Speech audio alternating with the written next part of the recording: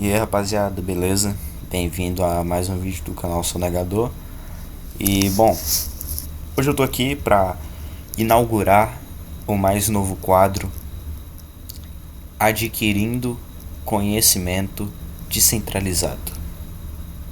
Acabei de inventar esse nome. Basicamente eu vou fazer leituras realmente comentadas mesmo, tipo eu não vou ler e depois gravar um vídeo. Não, eu vou ler na hora e vou comentar em cima. Fazer tipo um react de alguns artigos. Eu pretendo fazer primeiro do Hoppe, fazer uns artigos do Hoppe, aí depois eu vou escalando outros autores libertários, aí mais futuramente eu posso fazer de livros, ou até mesmo de tipo outros autores, mesmo que não sejam libertários, sejam de campos de filosofia, sejam de outras ideologias também. Aí eu vou, no caso, refutar, né? Mas enfim, hoje eu vou ler um artigo do Hoppe que eu selecionei porque no último vídeo eu tinha citado o argumento dele do porquê que a monarquia era melhor que a democracia.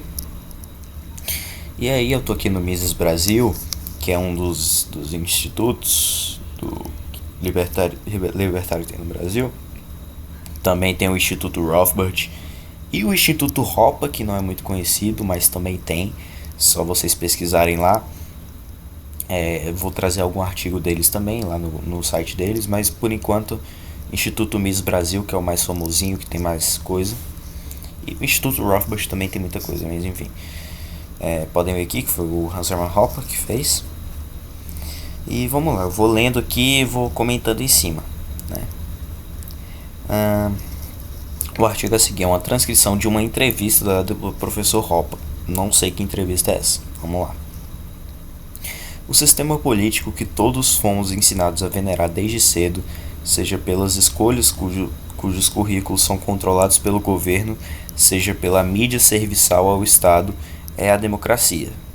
Sim, né? A gente aprende, né, desde a escola lá que a gente tem que estar a serviço da democracia e que a democracia é o melhor sistema. O que quero argumentar aqui é que a antiga forma de governo, a monarquia, não só era muito mais limitada, como também era mais pacífica, menos totalitária e mais propensa ao desenvolvimento de um país do que a democracia. Tá, vamos ver, né, o argumento do Hoppe. Democracia versus monarquia. O primeiro ponto a ser enfatizado é: estados, sejam eles monárquicos ou democráticos, não são empresas. Eles não produzem nada para ser vendido no mercado, e como tal, suas receitas não advêm da venda voluntária de bens e serviços. Ao contrário, estados vivem da coleta de impostos, que são pagamentos coercitivos coletados sobre ameaça e violência. Portanto, sendo um anarcocapitalista, não sou apologista nem da monarquia e nem da democracia. Porém, se tiver de escolher um desses dois regimes maléficos, então é seguro dizer que a monarquia tem certas vantagens. Ok, ele está basicamente falando que não apoia nenhum nem outro, ele só vai explicar porque que um é um pouco menos pior que o outro, entendeu? Tem mais vantagens, né?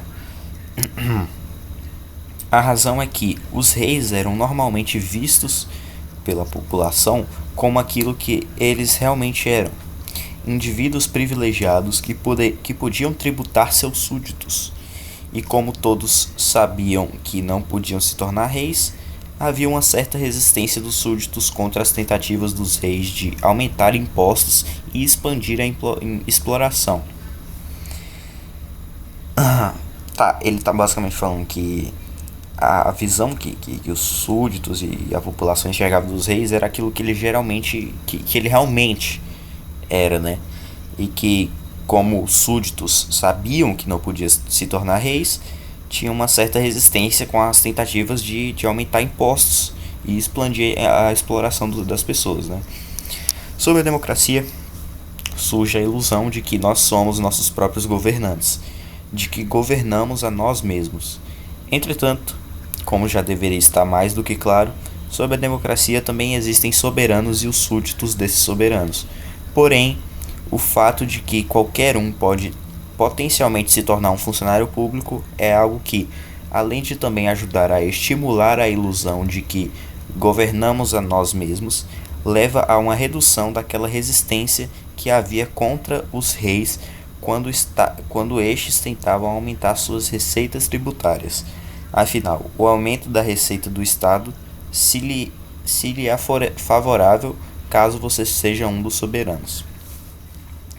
Está basicamente falando que na democracia já não tem mais aquele negócio, né, dos súditos ir contra o aumento de tributação e tal, porque qualquer um pode se tornar um funcionário público. Então estimula, né, a ilusão que nós comandamos, né, mas na verdade, se você for um dos soberanos, né, é muito mais favorável a você aumentar a tributação.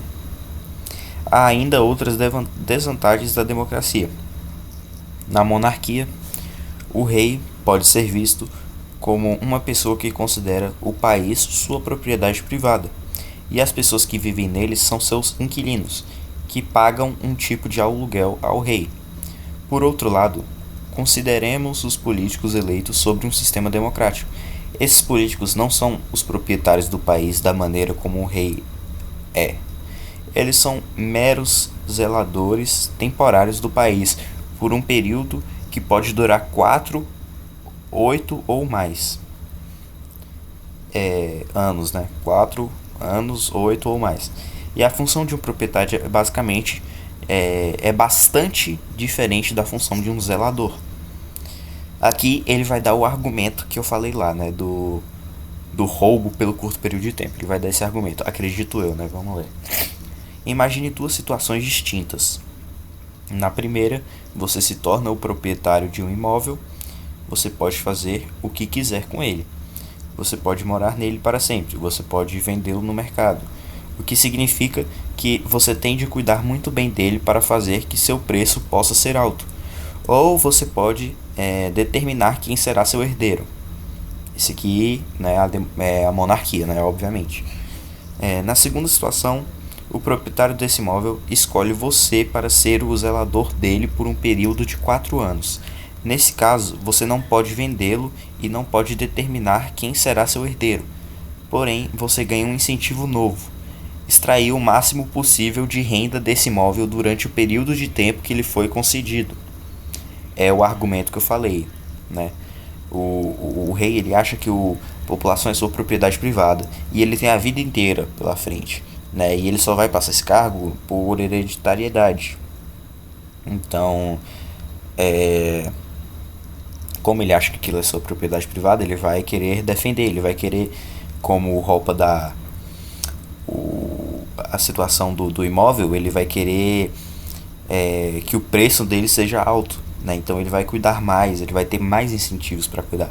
Já na segunda situação, o dono do imóvel, ele foi eleito e ele só vai poder ficar 4 anos, 4 ou mais anos. Então, o novo incentivo é extrair o máximo possível de renda desse imóvel durante o período de tempo que você tem. Então, né, você obviamente vai ter muito mais incentivo ao roubo na democracia. Mas vamos lá. Isso implica que, na democracia, o zelador temporário é incentivado a exaurir o valor do capital agregado do país o mais rápido possível, pois, afinal, ele não tende a arcar com os custos desse consumo de capital. O imóvel não é dele. Ele não tem o que perder com seu uso irrefletido. Por outro lado, o rei, como proprietário do imóvel, tem uma perspectiva de longo prazo muito maior que a do zelador. O rei não vai querer exaurir o valor agregado de seu imóvel o mais rapidamente possível, porque isso se refletiria em um menor preço do imóvel, o que significa que sua propriedade, no caso seria o país, seria legada ao seu herdeiro a um valor menor. Portanto, o rei, por ter uma perspectiva de longo prazo muito maior, tem o interesse de preservar, ou, se possível, aumentar o valor aumentar o valor do país, ao passo que um político, em uma democracia, tem uma orientação voltada para o curto prazo e quer maximizar sua renda o mais rapidamente possível. Ao fazer isso, ele inevitavelmente irá gerar perdas no valor do capital de todo o país, Gente, isso não sou eu que tô falando. Quer dizer, eu tô falando aqui agora, mas isso aqui é o Hoppe que falou em uma entrevista.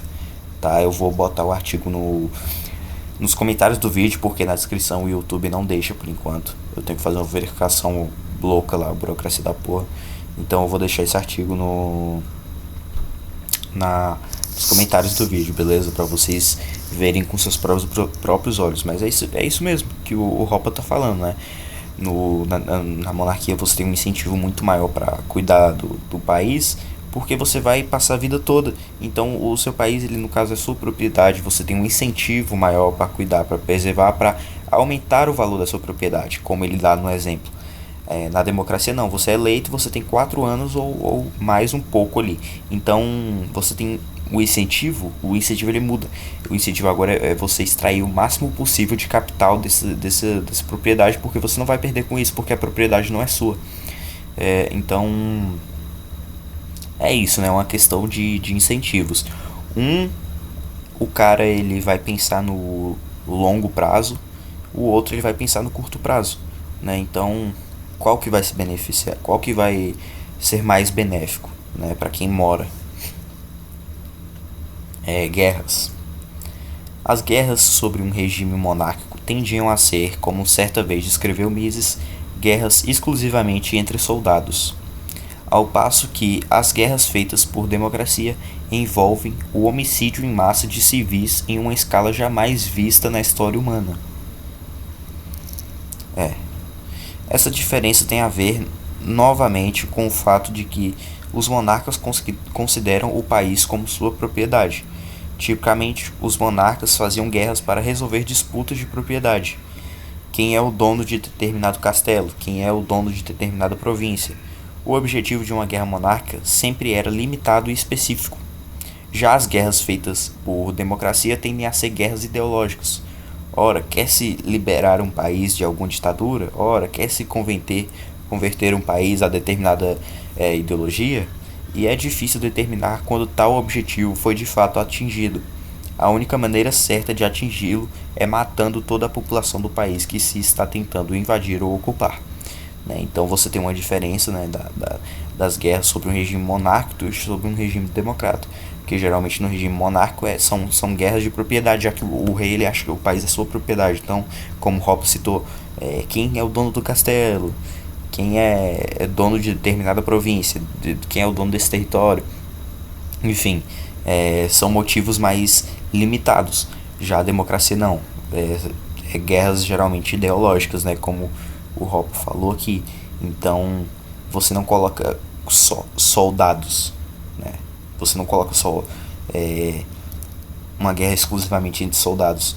É uma população inteira, né, se revoltando e sendo incentivada, porque é uma guerra ideológica. Então o presidente lá democrata ele vai querer defender, né, a ideologia dele, vai tentar estimular e incentivar todo mundo de forma ideológica. Então deixa de ser uma guerra exclusivamente entre soldados, uma guerra de propriedade, e passa a ser uma guerra ideológica que pode incluir todo mundo, ao invés de só soldados. Mas, enfim, o monarca, obviamente, jamais teria tal interesse, pois ele quer adicionar, em vez de destruir, uma determinada província, uma determinada cidade, ou mesmo um determinado castelo à sua propriedade privada. E para atingir esse objetivo satisfatoriamente, é de seu interesse causar os mínimos danos possíveis. Afinal, de nada adianta adquirir bens destruídos e sem valor. Portanto, embora para um monarca fosse mais fácil começar uma guerra, também lhe era mais fácil determinar quando o objetivo havia sido atingido, o que dava fim à guerra. Então o Hoppe ele aponta aqui de novo, né, que o monarca ele tem mais incentivo, né, a determinar, né, quando a guerra acaba e etc. Porque ele se sente dono daquela propriedade. Então ele só quer adicionar. Eu só tô tentando raciocinar direito. Ele tenta só adicionar a sua propriedade ao invés de destruir. Pelo mesmo motivo que a gente já tinha falado, né? Que ele pensa no longo prazo, né? Em vez de pensar no curto prazo, como são os democratas. Então, mesmo em uma guerra, ele vai tentar causar o menos dano possível. Como esses vídeos aqui vão ser sem edição nenhuma, eu só vou gravar e postar, não vai ter cortes mesmo quando eu tiver que dar uma pausa assim para raciocinar e tal. E é normal, eu só tô tentando assimilar o conhecimento que eu tô adquirindo aqui.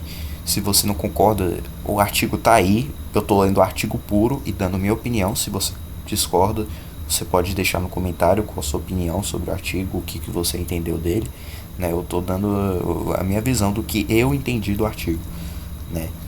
Então, vamos lá.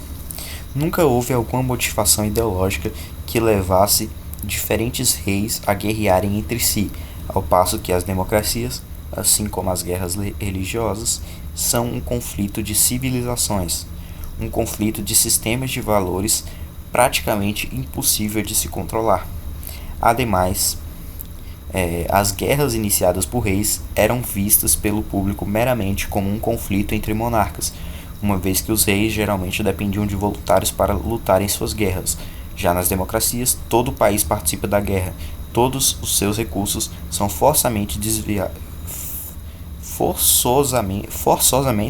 desviados para o esforço da guerra e neles são exauridos. Tá, ele está basicamente falando, pelo que eu entendi, que na monarquia ela era apenas uma guerra entre reis, né? As pessoas viam apenas uma guerra entre reis, porque ele está basicamente defendendo sua propriedade. Já na democracia é uma guerra de um país todo, porque tem motivações ideológicas e tal. Então, tipo, você atacar um país democrático não é como se você estivesse atacando só o rei e sua propriedade, mas sim o país inteiro, aquela ideologia toda. Enfim, acredito eu que seja isso que o Hopper esteja falando. Se você não concorda, coloque aí nos comentários. Com a democracia surgiu também o serviço militar obrigatório, uma situação típica em várias democracias atuais, no qual os indivíduos são obrigatoriamente recrutados e forçados a ir a guerras. O argumento utilizado para tal escravidão mortal é: já que agora você tem uma participação no Estado, afinal estamos em uma democracia, você também tem de lutar as guerras do Estado. Já sobre uma monarquia, as pessoas não tinham uma participação no Estado. O Estado era visto como pertencente ao rei, sendo os cidadãos uma entidade completamente separada do Estado. Por causa disso, o envolvimento da população nas guerras monárquicas era muito limitado. Esse negócio de que as pessoas não tinham participação do Estado na monarquia, eu fiquei impressionado, porque eu não sabia disso, né? E esse negócio da democracia é totalmente verdade, né? Surgiu esse negócio do servimento militar obrigatório, né? Que é uma escravidão total. Você não escolhe servir ou não, você simplesmente tem que ir. E é o que eu escrevi no meu artigo lá de 2024.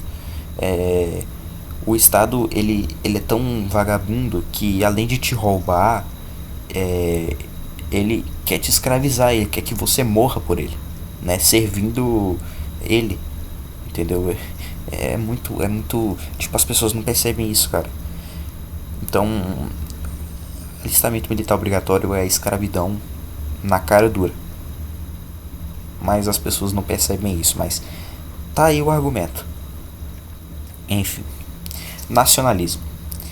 Erich von Quernerschledge, não vou ler essa porra, costumava dizer que uma das coisas que ele mais gostava nos regimes monárquicos era o fato de que havia muito menos nacionalismo. O nacionalismo, obviamente, é uma característica democrática dos séculos 20 e 21. Sobre a monarquia, não havia nada de errado em ser, por exemplo, um nobre germânico e ir trabalhar para a czarina na Rússia. Pessoas que lutavam em vários lados também não eram consideradas traidoras da pátria. Foi com a ascensão da democracia que tivemos a ascensão de beligerantes e inauspiciosa filosofia do nacionalismo. Isso aqui também é verdade, né? E o nacionalismo, ele veio da democracia e ele se fortaleceu bastante no fascismo, porque o fascismo ele surge com esse discurso do nacionalismo, né? Que já estava um pouco forte na Europa. E aí já tinha esse discurso do nacionalismo, de lutar, morrer pela sua pátria, você tem que morrer pela sua pátria, morrer pela democracia. E aí vem o fascismo, né? E adota esse discurso e leva o nacionalismo a um nível extremo e chega ao que alguns chamam de chauvinismo, né? Que é tipo o nacionalismo muito exacerbado. E isso vem da democracia, como o Hoppe bem aponta aqui, né? E na monarquia não tinha isso, né? Você podia ser um nobre germânico e trabalhar na Rússia. Você podia lutar de vários lados e não serem considerados traidores da pátria, né? Já na democracia, não. Pô, vai lá servir... vai lá fazer um serviço militar obrigatório no Brasil e tentar ir lutar do lado de outro país. Se eu não me engano, tinha até pena de morte para isso, né? Que é o... Não sei quando você entra numa guerra e se abandona. Acho que é deserta. Parece que tinha pena de morte para isso. Ou tem. Eu esqueci, eu já vi um vídeo no YouTube sobre isso. Eu não sei se é verdade. Não sei se eu pesquiso. Eu não vou pesquisar, não. Se vocês quiserem ver se é verdade ou não, pesquisem. Se existe pena de morte para desertamento no Brasil. Mas eu já vi em algum lugar que tem. Eu já vi um carinha falando num podcast. Tipo, se você desertar da guerra, você sofre pena de morte. Mas beleza. Se é verdade ou não, o importante é o artigo aqui. Vocês pesquisam aí. As altas aristocracias foram, por assim dizer, as pessoas mais internacionais da história da civilização.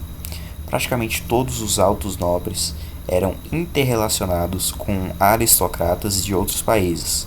O Kaiser alemão, por exemplo, tinha relações com os monarcas britânicos e russos.